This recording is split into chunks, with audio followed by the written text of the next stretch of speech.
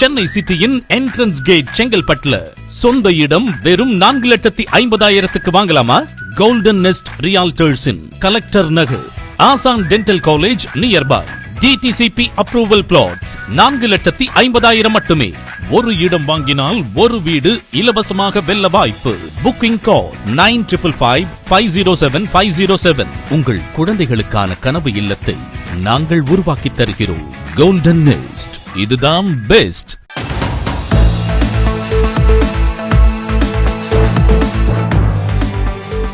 Election time இன்னொன்று முதலே சொல்லிடுறேன். திங் இஸ், எங்களோட எலெக்ஷன் மேனிஃபெஸ்டோ 2 நாளில் வரும். ஸோ அப்போ உங்களுக்கு ப்ராப்பராக ஒரு ப்ரெஸ் மீட் வில் ஹேவ். இது ஜஸ்ட் அன் இன்ட்ரடக்ஷன் தான். ஓகே, ஃபர்ஸ்ட் அதை கிளியர் பண்ணிக்கிறேன். தமிங்களா? So what I'm trying to say is, இன்னைக்கு I'm just going to give a short introduction. என்ன ஏற்கனவே 2 வருஷம் முன்னாடி கூட்டணியில் இருந்தவங்க. So that continues. இப்போ நான் ஒரு கூட்டணி கட்சிங்கிற முறையில் we have our own election manifesto. எங்களோட கோரிக்கை என்னன்னு நாங்கள் அரசுக்கிட்ட கொடுப்போம். That is the norm. அதில் சிலவற்றை நான் சிஎம் கிட்டையும் பெரிய பெருமதிப்பிற்குரிய சிஎம் அவர்கள்கிட்டையும் பெருமதிப்பிற்குரிய நம்மளுடைய டெப்டி சிஎம் அவர்கிட்டையும் சொல்லி, ஏன்னா நான் ஸ்போக்ஸ் பர்சன் இல்லை. we have a political party, we are supporting. alright, எங்கள் கட்சியில் ஸ்போக்ஸ் பர்சன் இருக்காங்க. அது I'm very sorry. Just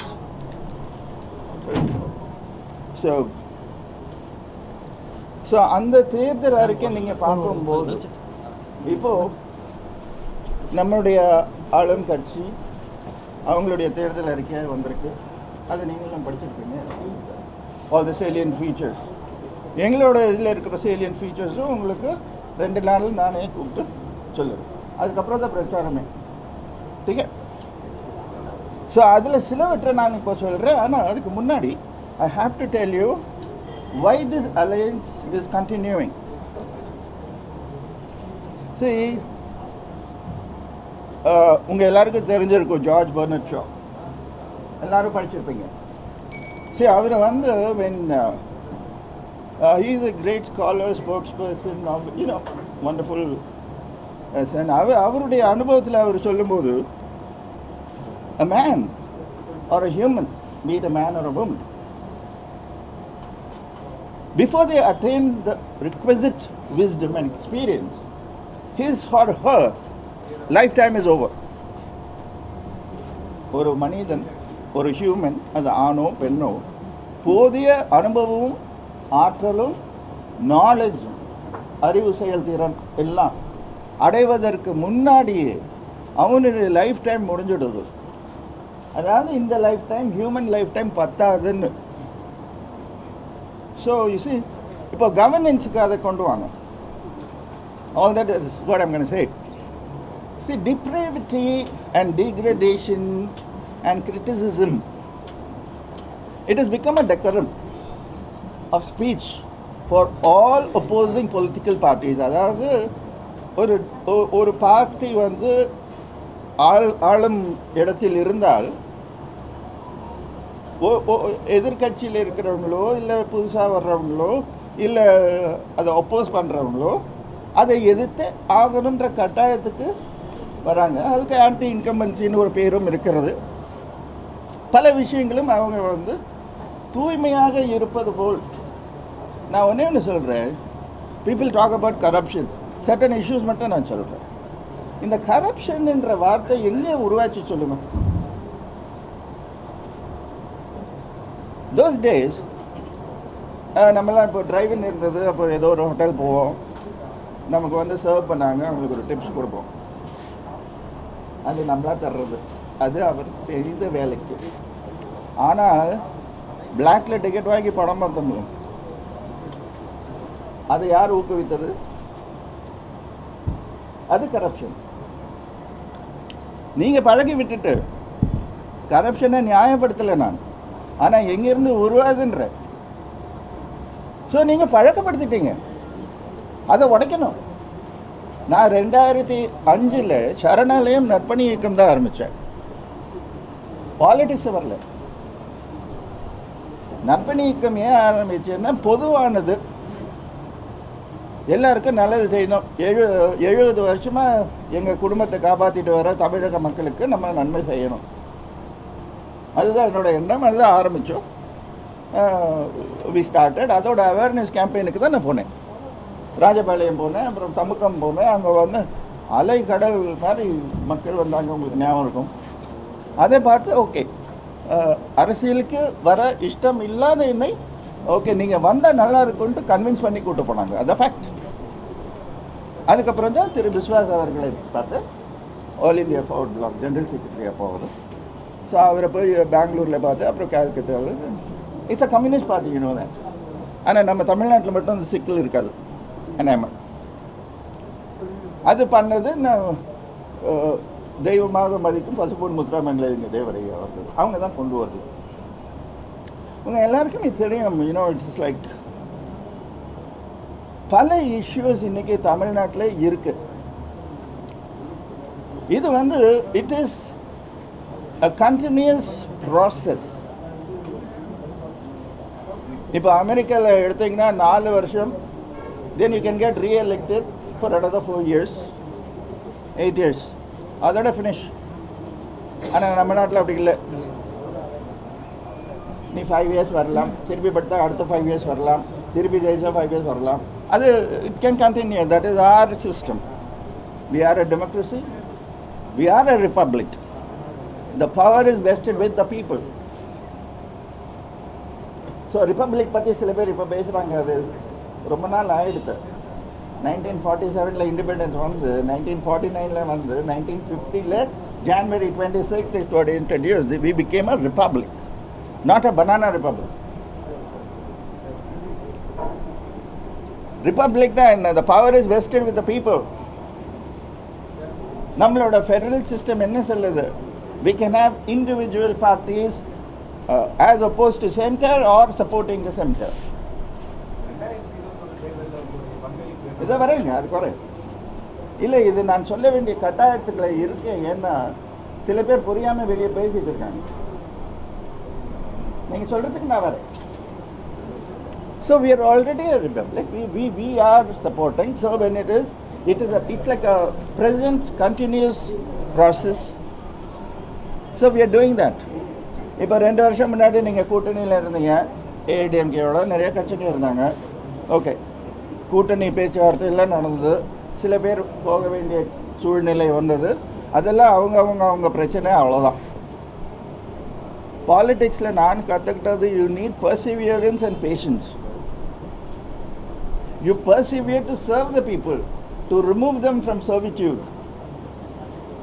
But patience is required to achieve your objective.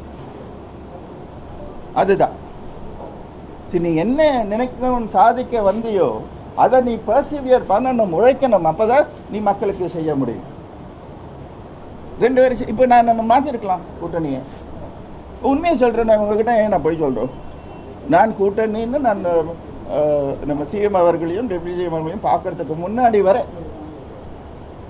வேறு கட்சியில் பேசிட்டு தான் இருந்தாங்க. நான் ஒரு கலைஞன். எல்லா கட்சியிலையும் அனைத்து கலைஞர்களுக்கும் பங்கு உண்டு. எல்லோரும் நண்பர்கள். வாங்கன்னு தான் சொல்லுவாங்க. அங்கே போகாதீங்க, இங்கே வாங்க, இதெல்லாம் நம்ம சொல்லிட்டு இருக்க முடியாது. ஆனால் நம்ம ஆணித்தனமாக ஒன்று டிசைட் பண்ணிட்டா அதுதான் நகரக்கூடாது. இல்லைன்னா பேசாமல் ஒதுங்கிக்கலாம். இல்லைன்னா என்னங்க அப்போ அங்கே இருந்தீங்க, அப்போ இங்கே தாவுறீங்கன்ற கெட்ட பேர் வரும். இது ரொம்ப தெளிவாக நம்ம 2 வருஷம் முன்னாடி தானே பாருந்தோம். எந்த காரணத்துக்காக வெளியே போகிறீங்க? சீட்டு கொடுக்க மாட்டேன்னு சொன்னாங்களா? இல்லையே, கொடுக்குறேன். நாங்கள் இன்னைக்கு ஒரு உண்மை சொல்கிறேன், தயவு செஞ்சு எல்லாரும் கேட்டுக்காங்க. 2 சீட்டு வரை கொடுக்கிறேன் என்று கூறினார்கள். இது உண்மை. ஒரு குரூப் இப்போ கூட்டணியில் இருக்கிறோங்க, ஏடிஎம். இன்னொரு தரப்புல இருந்து 1 சீட்டு we can try. அதுவும் அவங்க தான். ஸோ அவங்களுக்குள்ள அந்த இது வரும், கூட்டணி பேசும்போது அதெல்லாம் வரும். But what I decided was, பேரம் பேசுறது வந்து எனக்கு பிடிக்காது. நீங்கள் இத்தனை சீட்டு கொடுங்க, நாங்கள் இவ்வளோ எடுத்துக்கிறோம், இவ்வளோ எடுங்க, என்ன டைமே ஷார்ட்டாக இருக்குது. நிற்க முடியாதுங்கிறதுக்காக அல்ல, டைம் இல்லை. இத்தனை சீட்டு இத்தனை முதல்ல கேண்டிடேட்டுங்க நல்ல கேண்டிடேட் போடணும், அதெல்லாம் யோசிச்சு வச்சுட்டோம். ஆனால் எனக்கு தோன்றின ஒன்று, அதை நான் டிஸ்கஸும் பண்ணியிருக்கேன். நாங்கள் பண்ணலன்ட்டு சில பேர் போய் சொல்லிட்டு தெரிகிறாங்க. அவங்க போய் வேற ஒரு கட்சியிலையும், ஸோ அவங்கள பற்றி நான் பேச விரும்பலை. அவங்க நம்ம கட்சியிலேருந்து நீக்கப்பட்டோம். நான் பேசின ஒரே ஒரு பேரம் மக்கள் நலம். இன்னொரு முக்கியமான விஷயம், உங்களுக்கு இந்த டிஎன்டி பிரச்சனை தெரியும், டிநோட்டிஃபைட் ட்ரைப்ஸ் 68 கம்யூனிட்டிஸ் அதில் இருக்கு. இது பிரிட்டிஷ்காரன் கொண்டு வந்தது ஆல் ஓவர் இந்தியா. தமிழ்நாட்டில் பார்த்தீங்கன்னா 68 கம்யூனிட்டிஸ் என்ன வேற போராடிட்டு இருக்காங்க. இது நான் அரசியலிருந்து 2016 விலகி 2 வருஷம் இருந்தேன். அப்போது டெல்லியிலேருந்து ஒரு டீம் வந்தது மதுரைக்கு. எனக்கு ஃபோன் பண்ணி சொன்னாங்க, உங்களோட அபிப்பிராயம் கொடுங்க சார், நாங்கள் சென்ட்ரல் கவர்மெண்ட்டுக்கு கொண்டு போனோம். நான் அனுப்பிச்சேன், அரசியலில் இல்லாத போக்கு. அதுக்கப்புறம் தான் திருப்பி 2018 டீட்டெயில்டாக அதை எடுத்து அனுப்பிச்சு அவங்களும் என்னோட பேசினாங்க, சார் ரொம்ப பியூட்டிஃபுல்லாக இருக்குது, வி வில் இன்கார்பரேட். இது டிஎன்டி, அதில் அவங்க பேர் சொல்ல, அவங்க வந்து எந்த கட்சியிலையும் சார்ந்தவர்கள் அல்ல, பொலிட்டிக்கல் இதுக்கெல்லாம் அப்பாற்பட்டவர்கள். 68 இது அதில் இப்போ முக்குலத்தோர்னு எடுத்துக்கிங்கன்னா கல்லர், மறவர், அவங்கெல்லாம் அஃபெக்டட். அதே மாதிரி மற்ற கம்யூனிட்டிஸில் இருக்காங்க. ஸோ அவங்க போராடிக்கிட்டே இருக்காங்க. நீங்கள் மதுரை பக்கம் போனீங்கன்னா தவமணி அம்மான்னு கேட்டிங்கன்னா அவங்க பேர் நான் உரிமையோட சொல்லிக்கிறேன், என்ன தம்பின்னு தான் கூப்பிடுவாங்க. அவங்கள தெரியாதவங்களே கிடையாதுங்க. ஏன்னா அவங்க வாழ்நாள் பூரா போராடிக்கிட்டு இருக்காங்க டு ரிப்பீல் த ஆக்ட். அந்த மோஸ்ட் பேக்வர்டு ஸ்டேட்டஸ் திருப்பி வேணும்னு கேட்டுட்டு இருக்காங்க, அந்த அந்தஸ்து திருப்பி வேணும்னு கேட்டுட்டு இருக்காங்க. அதை நான் சொல்லியிருக்கேன் சிஎம் கிட்ட. என்னை அங்கே கூட்டிகிட்டு போனாங்க அமைச்சர், நான் பெரிதும் மதிக்கும் அமைச்சர் திரு கடம்பூர் ராஜு அவர்கள். அவர் என்ன அண்ணன் கூப்பிடார், நான் அவர் அண்ணன் கூப்பிட, அவ்வளோ நெருக்கம். அதை பேசிட்டு தான் நான் அங்கே போனேன். அதுவும் சில விஷயங்கள் இந்த மாதிரி நான் அரசியலுக்கு வந்தப்போ இத்தனை பிரச்சனைங்க இருந்ததுங்க, ஃபார்வர்ட் பிளாக்ல இவ்வளோ பிரச்சனைங்க இருந்ததுன்னு வந்து எனக்கு காட்டினாங்க. சரி, நான் கம்யூனிட்டிக்குள்ளே போகலை, ஆனால் சிலர் கம்யூனிட்டியை வச்சு பாலிடிக்ஸ் பண்ணுறாங்க, அதுதான் கூடாதுன்னு. அதுக்கு தான் நான் இதை ஆரம்பிக்கிறதுக்கு முன்னாடியே கலைஞன் பொது சொத்துன்னு, எப்படி எங்கள் அப்பா கலைஞர் ஒரு பொது சொத்தோ, நான் பொது சொத்தோ, என் பிள்ளை இப்போ நடிக்கிறாரு அவர் பொது சொத்தோ, அத்தனை கலைஞர்களும் பொது சொத்து. அதனால தான் சொன்னேன், 70 வருஷமாக எங்களுக்கு வாழ வைக்கிறது யார்? தமிழக மக்கள், பக்கத்து மாநில மக்கள், இந்திய மக்கள், வெளிநாட்டில் செட்டில் ஆகிருக்கிற மக்கள், யாரெல்லாம் ரசித்து பார்க்குறோம். இன்றைக்கும் நாங்கள் இருக்கோம். ஆனால் அரசியலுக்கு வந்த பிறகு தான் தெரியுது, நான் எங்கள் கலைத்துறையில் ஜாதி மத வேறுபாடு கிடையாது, மொழி வேறுபாடு கிடையாது. ஆனால் அரசியலுக்கு வந்த பிறகு அது பார்க்க முடியுது, கண்ணுக்கு எதிரே தெரியுது. அதை பிரிட்ஜ் ஆக்கணும்னு நினச்சேன், முயற்சியும் பண்ணேன், அவங்க கொடியே பிடிச்சி பேசினேன். இதெல்லாம் உண்மை சரித்திரம். எங்கள் கொடை இங்கே, இன்னொரு கொடை இங்கே, போடாதீங்க பாசாண்ட. 2006 2009 தனியாக போனேன். போதும், சரித்திரத்தில் இருக்கிற நல்ல விஷயங்களை எடுத்துக்கோங்க. அதே பகையை வளர்க்காதீங்க, அதே தவறுகளை நீங்கள் செய்யாதீங்க. நம்ம இளைய தலைமுறைக்கு நீங்கள் அதை சொல்லிக் கொடுக்காதீங்க, நல்ல விஷயங்களை சொல்லிக் கொடுங்க. ஒற்றுமையாக இருங்க, கூடி வாழ்ந்தால் கோடி நன்மை. பகை யாருங்க வளர்த்தது? ஒற்றுமை இல்லாமல் தான் நம்ம சுதந்திரத்தை எழுதணும். வெள்ளைக்கார அவ்வளோ சீக்கிரமாக வந்து வியாபாரியாக வந்தவன் நாட்டை ஆண்டான். போர்ச்சுகீஸ் வந்தான், பிரெஞ்சு வந்தான், அப்புறம் இவனுங்க வந்தால் இங்கே ஈஸ்ட் இந்தியா ட்ரேடிங் கம்பெனின்னு.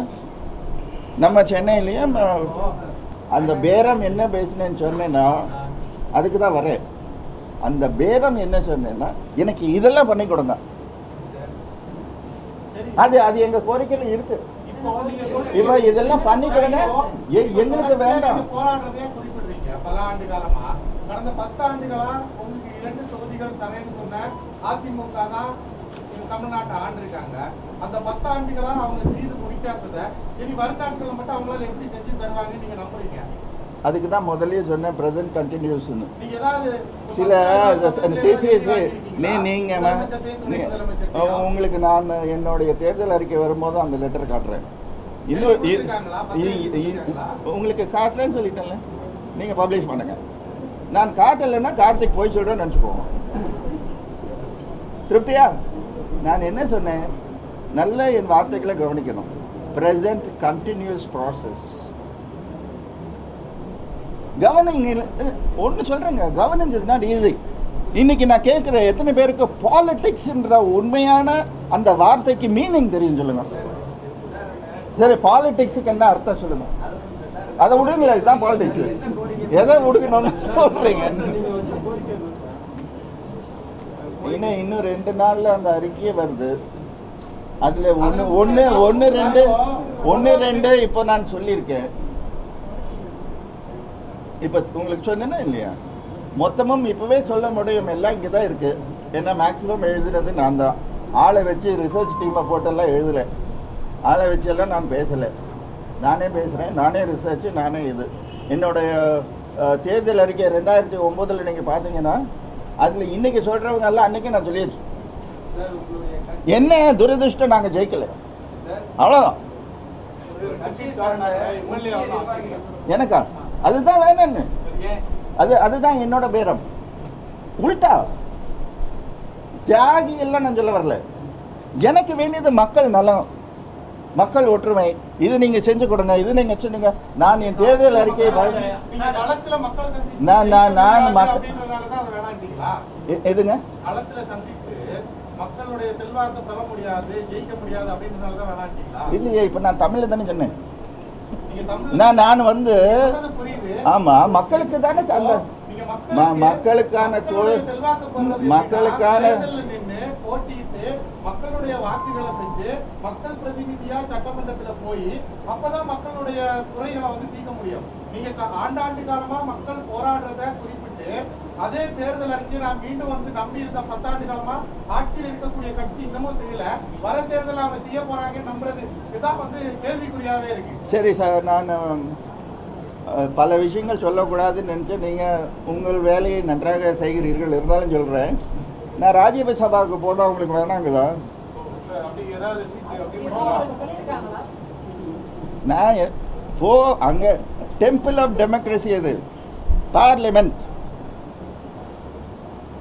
நான் ராஜ்யசபாவுக்கு எம்பியாக போனால் என் குரல் இன்னும் பயங்கரமாக நல்லா லவுடாக ஒலிக்குமா?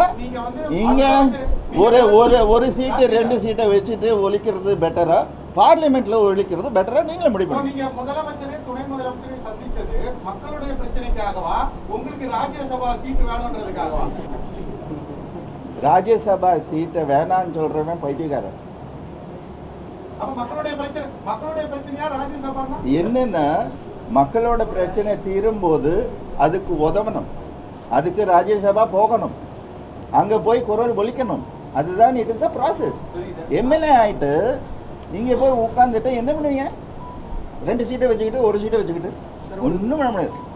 வெளியே வரலாம், உள்ள போகலாம், கை தட்டலாம்.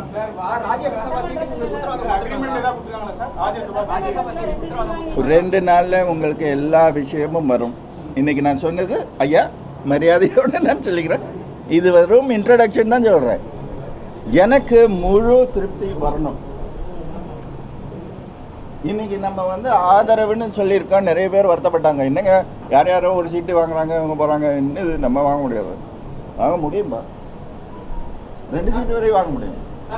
ஆனால் அதெல்லாம் நம்ம நோக்கம். நீ பதவிக்கு ஆசைப்பட்டு மக்களை விட்டுறாத.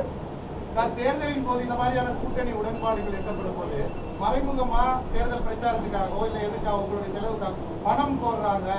தேமுதிக பொறுத்தளவில் அப்படி ஒரு குற்றச்சாட்டு இருக்கு. அதிக அளவுல பணம் கேட்கறாங்க, பணம் கொடுக்குறாங்க. எங்களுக்கெல்லாம் கொடுக்குறது இல்லைங்க. சின்ன கட்சியினால கொடுக்குமா யார் சொன்னா சின்ன கட்சின்னு? 500 ஓட்டில் ஜெயிக்க முடியும். பீகார் மாதிரி 1 ஓட்டில் ஜெயிக்க முடியும். யாருங்க சின்ன கட்சி? எந்த கட்சி ஜெயிக்க வைக்க முடியுதோ அதுதாங்க பெரிய கட்சி. சும்மா இல்லை.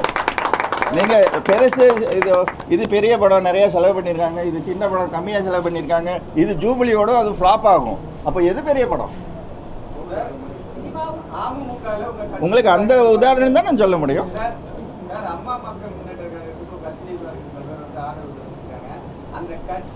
நான் அவங்கள பற்றியே பேசல. இல்லை பொய் சொல்லிட்டு போகிறவங்கள பற்றி நான் கவலைப்படுறதுக்கு இல்லை. நான் இன்னைக்கு ஆரம்பிக்கும் போதே சொன்னேன், சில பேர் போனார்கள், அவங்க பேரை சொல்லி அவங்கள பெரிய ஆளாக்க நான் விரும்பலை. எல்லா கட்சியிலையும் பேசுனாங்கன்னு தானே சொன்னேன். எல்லா கட்சி நீங்கள் முதல்ல சொன்னதை விட்டுட்டீங்க. எல்லா கட்சியிலையும் பேசுகிறாங்கன்னு தான் சொன்னேன். ஸ்பெசிஃபிக்காக இவங்க பேசினாங்க அவங்க பேசினாங்கன்னு சொன்னேன்னா எல்லாம் தான் பேசினாங்க. ஆனால் எத்தனை வேணும் உங்களுக்கு? ஜெயிக்கிறதுக்கு எத்தனை வேணும்? அவ்வளோ இருக்காங்க. எவ்வளவு சார்? அதை கோடிட்டு சொல்லலாம். இப்போ ஒவ்வொரு கட்சியும் சொல்றது 1.5 கோடி தொண்டர்கள் இருக்காங்க, 60 லட்சம் பேர் இருக்காங்க, 1 கோடி பேர் இருக்காங்க. உங்க கட்சியில எத்தனை பேர் இருக்காங்கன்னு சொல்லலாம். நான் ஒன்று சொல்லவா? எங்க கட்சிக்கு ஒரு யூனிக் ஸ்டேட்டஸ் இருக்கு. Karthik is an one-man army. ஆனா அதுக்குன்ட்டு மெம்பர்ஸ் இல்லைன்ற அர்த்தம் இல்லை. எத்தனை ஆயிரமோ எத்தனை லட்சம் மெம்பர்ஸ் நீங்க எலெக்ஷன்ல வந்து பாருங்க, உங்களுக்கு தெரியும். கார்த்திகை நடிகரா பார்த்தவங்க எல்லாம் வந்து கார்த்திக் ரசிகரா இருக்கிறவங்க எல்லாம் கார்த்திக் ஓட்டு போடுவாங்கன்னு அர்த்தமா? நீங்க எந்த கட்சி? நான் கார்த்திக்கு ஓட்டு போட சொல்லலைங்க, நல்லாட்சிக்கு ஓட்டு போட சொல்றேன். என்னை நம்பி ஓட்டு போட சொல்றேன், என் கோரிக்கையை நம்பி ஓட்டு போட சொல்றேன். என்ன நம்பி போடுங்க, நான் உங்களுக்கு இதை செய்து காட்டுறேன்னு சொல்றேன். ஜெயிக்கிற அளவுக்கு வரும். ஒன்று சொல்றேன், 2006 நிறைய பேர் வந்தோம். நானும் பவர் பிளாக்ல அப்போ வந்தது. கேளுங்க, 27 அவங்களே சொன்னாங்க. அப்புறம் தோத்தவர்கள் உங்களால தான் நாங்கள் தோத்தோம். ஏடிஎம்கே ஓப்பனா சொல்றேன், டிஎம்கே ஜெயிச்சாங்க. அப்போ தான் நான் அரசியலுக்கு வரேன். 55 தொகுதியில் நின்னோம். முதல்ல 111 சொல்லி கேண்டிடேட்ஸ் கிடைக்காது, ஏன்னா நேரம் இல்லை. ஜான்வரியில் ஐ பிகேம் சேர்மன், ஃபெப்ரவரியில் சேர்மன் அண்ட் ஜெனரல் செக்ரட்டரி. 2 மாசத்துல எலெக்ஷன். என்ன பண்ணுவீங்க? நானும் அரசியலுக்கு புதுசு. இப்போ 23ல இருந்து 25 தொகுதியில ஜெயிக்க வைக்க முடியும்னா யாருங்க பெருசு?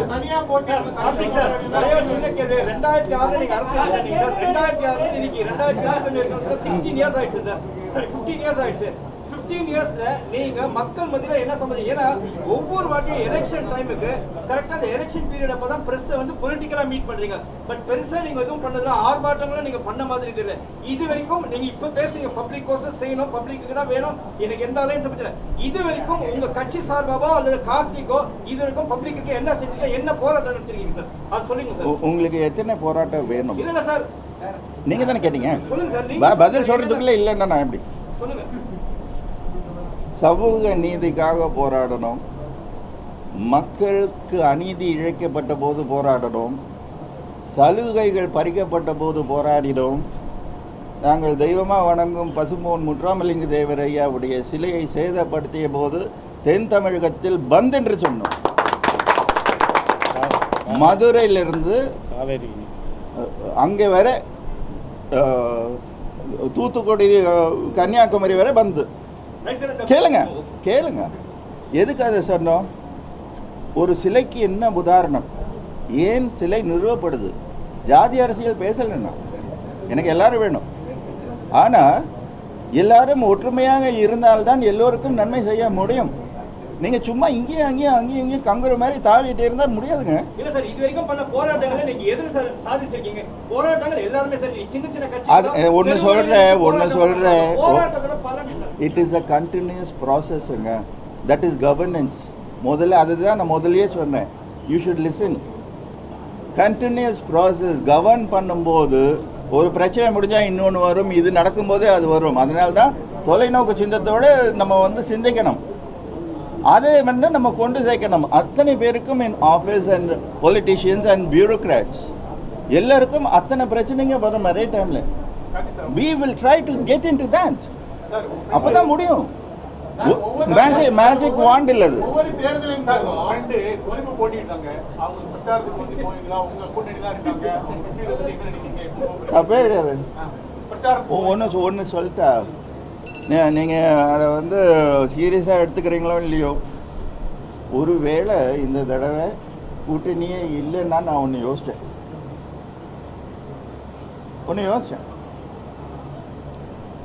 எந்தெந்த கேண்டிடேட் நல்லவர்கள் உண்மையாக உழைப்பார்கள்னு என் மனசுக்கு தெரியுதோ அவங்கள எனக்கு தெரியும். அவங்க எந்த கட்சியில் இருந்தாலும் அவங்களுக்கு இண்டிவிஜுவலாக கேம்பெயின் பண்ணுவேன்னு யோசிச்சேன். கூட்டணியில் இல்லைன்னா அதான் சொன்னேனே. அப்போது அதுக்கே நான் போவேன்னு சொல்கிறப்போ இப்போ ஏன் போக மாட்டேன்? கூட்டணியில் தானே இருக்காங்க. எனக்கு என்னென்னா அசம்பிளிக்கு நல்லவங்க போகணும், வல்லவர்கள் போகணும், நாலேஜபிள் பர்சன் போகணும், விஷயம் தெரிந்தவர்கள் போகணும், அப்படி போகணும். ஏன்னா இப்போ இந்த கூட்டணி இல்லைன்னா வைங்களேன், ஒரு பேச்சுக்கு சொல்கிறேன், தேர் இஸ் நோ கூட்டணி. கார்த்திக் கட்சியில் கூட்டணி இல்லைங்க. அப்போ நான் வந்து இண்டிவிஜுவல் மீட்டியரைட். எனக்கு பிடிச்சவங்களுக்கெல்லாம் நான் கட்சி பேதம் பார்க்காம நான் போய் பிரச்சாரம். ஆனால் அதை ஏன்னா அவங்க அசம்பிளிக்கு போகணும். ஏங்க அண்ணன் தம்பிக்குள்ள ஏதாவது முட்டை விடலான்னு பார்க்குறீங்க நீங்கள்?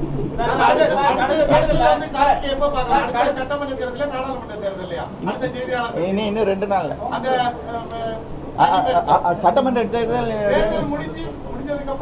2 நாளில் பார்ப்பீங்க. இன்னைக்கு நான் பேசினதுக்கு முழு அர்த்தம் உங்களுக்கு புரியும். அப்போ நீங்க கேட்குற கேள்வியே வேற மாதிரி இருக்கு. இல்ல கேளுங்க ஐயா, அதுக்கு தானே வந்திருக்கோம். கடந்த தேர்தல்ல திமுகவோட வெற்றி பாதிக்கிறதுக்கு உங்க கட்சி காரணமா 2006 கடந்தது 2006ல திமுக வெற்றி பாதிக்க உங்க கட்சி காரணமா 27 தொகுதியில எத்தனை தொகுதி? 27 தொகுதிகள் எல்லாமே. அப்போ புது இப்போ உசிலம்பட்டியில் மட்டும் இருந்தது ப்ராப்ளம் உங்களுக்கு தெரியும். அதை வெளியே கொண்டு வந்து 101 தொகுதின்னு அனௌன்ஸ் பண்ணி கடைசியில் எங்களுக்கு கேண்டிடேட் இல்லாமல் 55ல் நிறுத்தினோம். ஆனால் அந்த 55ல் 27 தொகுதியில் எங்கள் கேண்டிடேட் அந்த 2000-3000 ஓட்டு வித்தியாசத்தில்.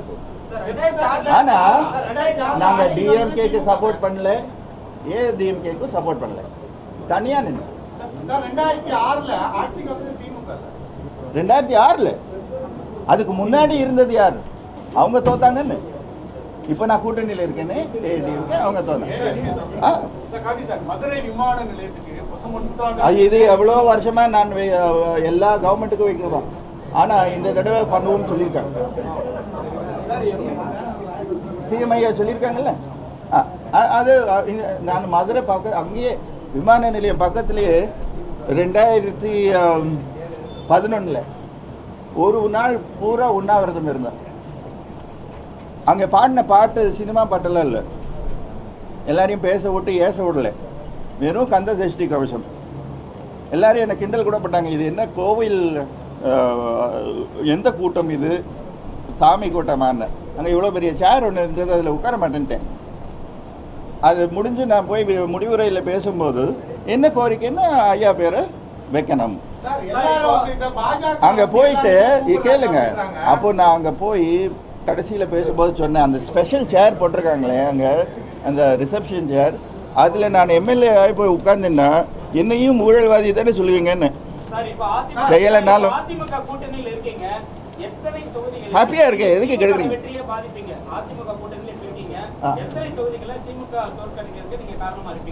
திமுகவை தோற்கடிக்கணும்ன்ற எண்ணம் எனக்கு இல்லைங்க. அதிமுகவை ஜெயிக்க வைக்கணும். அப்பதான் நான் வச்ச கோரிக்கைகள் சரியாகும். இல்லைன்னா போய் நான் போய் கை கட்டி எங்க நிக்க? கலைஞர் இருந்தப்போ உரிமையான போனோம். இப்ப எங்க போறது?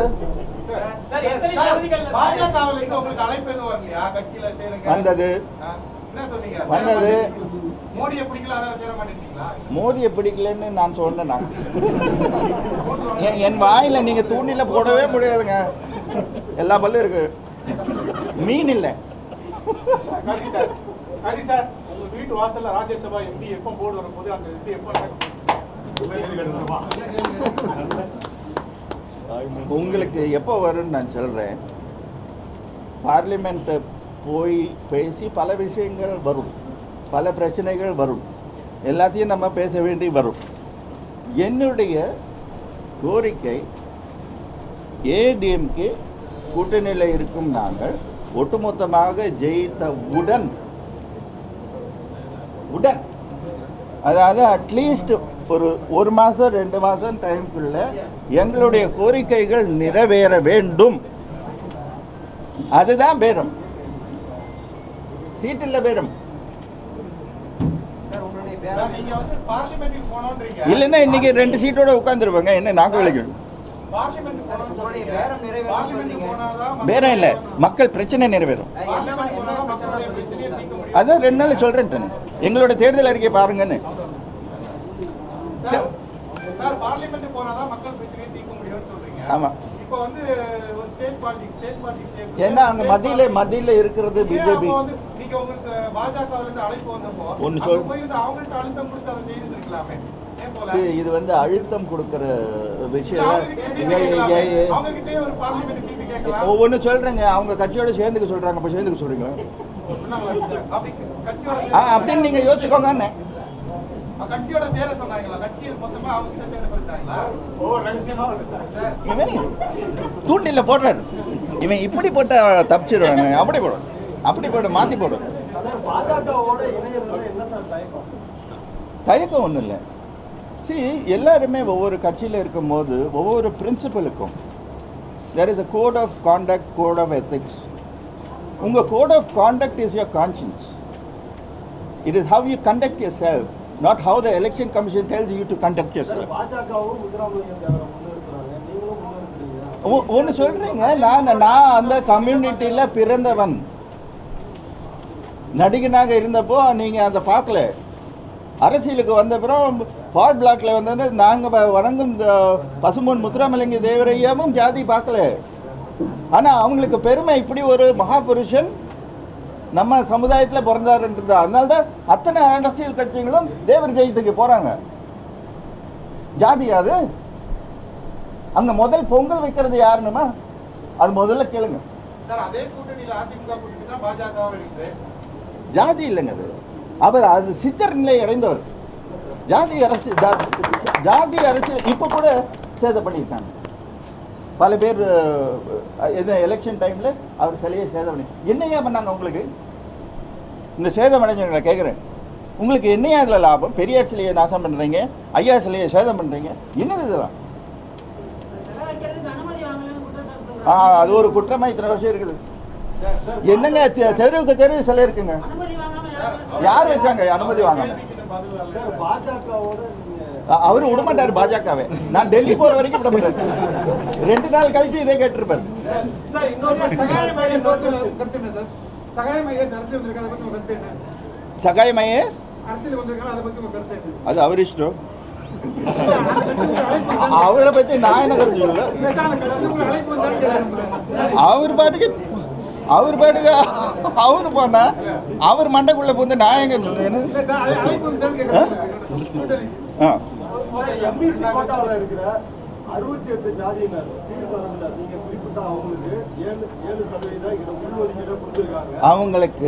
அவங்களுக்கு தேவை ரொம்ப சிம்பிளுங்க. அதுதான் எதுக்கு வரீங்கன்னு புரியுது எனக்கு. ஒரு சமுதாயத்துக்கு மட்டும் 10.5 கொடுத்துருக்கீங்களே, இருக்கிறது 69. இத்தனை பேருக்கு எப்படி நீங்கள் இத்தனை பேர் இருக்காங்க, இத்தனை கம்யூனிட்டிஸ் இருக்காங்க, எப்படி ஐயா பிரித்து கொடுக்க போறீங்கன்னு கேட்குறீங்க. நீங்கள் கேட்கறது ரொம்ப நியாயம்.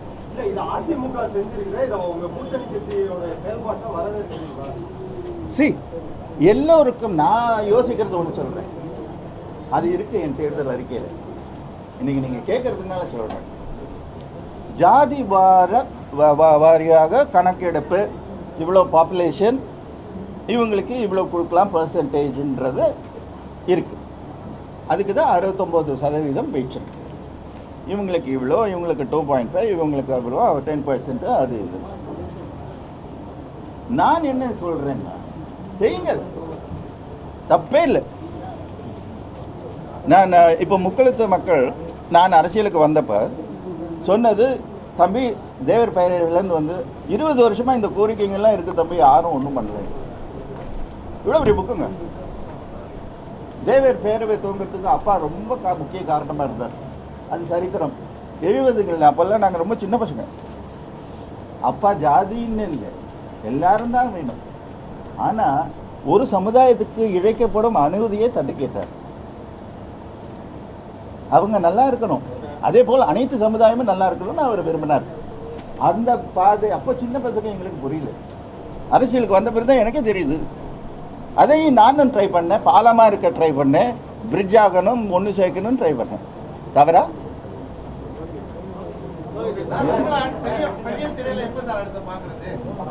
இப்போ ஒரு படம் பண்ணிட்டு இருக்கேன். பாவம் அவரு ஜெயமுருகன் சார், அவர் பாவம் இந்த கொரோனாலாம் மாட்டிக்கிட்டார். போன மார்ச்சே முடிஞ்சிருக்க வேண்டியது. இப்போ இந்த கொரோனாவில் அப்படியே தள்ளி இப்போது எலெக்ஷனுக்கு அப்புறம் சார் சொன்ன சஜஷனை ஏற்று அந்த பூஸ்டர் போட்டுட்டு அதுவே ஒரு மாதம் ஆயிரும். இப்போ ப்ரொபகண்டா போனாலே அது வரணும். See, deranged depravity cannot exist in leadership. That is my motto. Deranged depravity cannot. எங்கெல்லாம் போக முடியுமோ, நிறைய ஆப்போசிஷன் எல்லாம் வரும். இவ்வளோ பெரிய கம்பை வச்சுட்டு நிறையா டான்ஸ் எல்லாம் ஆடுறாங்க. நான் அதை விட பெரிய கம்பு வச்சுருவேன். நம்மளை பயமுறுத்தல முடியாது, நம்ம நிறைய பார்த்தாச்சு. சுருக்கமா இப்போ இதுதான் சுருக்கம். இதுக்கு மேலே சுருக்குனா ஷார்ட் ஹேண்ட்ல பேச வேண்டிய இருக்கும்.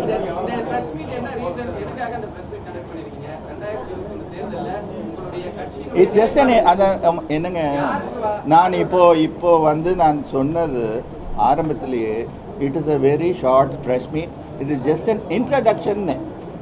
முதல் வார்த்தையே 2 நாள் கழிச்சு எங்களோட நீங்க முழு சாப்பாடு இப்பவே வேணும்னா டீ டைம்ல டீ தான் கொடுக்க முடியும். சாப்பாடு டைம்ல ஃபுல் சாப்பாடு, அது 2 நாள்ல அவ்வளோதான். நீங்க இப்பவே எல்லாத்தையும் சொல்லுன்னா, இப்பவே சொல்ல வேண்டாம் சொன்னதில்லை, சிலது சொல்ல வச்சுட்டீங்க. என்ன மாற்றி வைக்க முடியாது. நீங்க தூண்டில் போட்டுட்டே இருங்க. அதை கொடுத்தாச்சு. என்னங்க, சிஎம் அவர்களோட போட்டோ எடுத்திருக்கேன், டெப்டி சிஎம்மோட எடுத்தேன், பேப்பர்ல எல்லாம் வந்தது, காட்டுறேன். இதுதான், இது தேர்தல் அறிக்கை இல்லை. இது இப்ப கேட்டாரு, அதுக்கு பதில் தேர்தல் அறிக்கை 2 நாள்ல. எல்லாரும் தேர்தல் அறிக்கையை தான் காட்டுவாங்க. அவர் கேட்டதுனால இதை காட்டுவாங்க.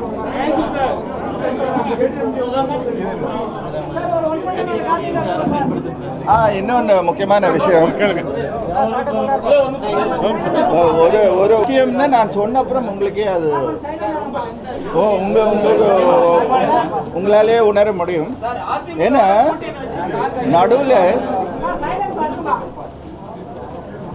நடுவில் இப்போவே கட்சிக்குள்ளே குழப்பம் பண்ணணும், கட்சி ஓட்டை பிரிக்கணும், இங்கே இல்லை அங்கே இல்லைன்ட்டு இத்தனை சந்தேகங்கள் வர்றதுக்கு கொடியை கொண்டு போய் வேற எங்கேயும் ஆட்டிட்டுலாம் வேவ் பண்ணிகிட்டே இருக்காங்க. ஸோ அதுக்கு நாங்கள் எலெக்ஷன் கமிஷன்லேயும் கம்ப்ளைண்ட் கொடுத்துட்டோம். எங்களுடைய ஆத்தரைசேஷன் இல்லாமல் வேறு எந்த கட்சிக்கும், கூட்டணி கட்சிகளை தவிர எந்த கட்சிக்கும் நம்முடைய கட்சியின் பெயரையோ கொடியையோ என் பெயரையோ பயன்படுத்தக்கூடாது.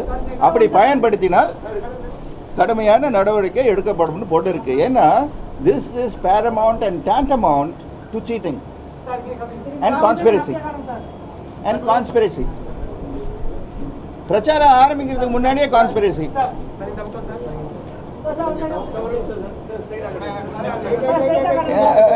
இது காட்டுறதுல எனக்கு ஒன்றும் சந்தோஷமே இல்லை. எனக்கு எப்போ சந்தோஷம்னா என் தேர்தல் அறிக்கையை நான் படிக்கும்போது தான். இது வந்து போனவன் போனாண்டி தான்.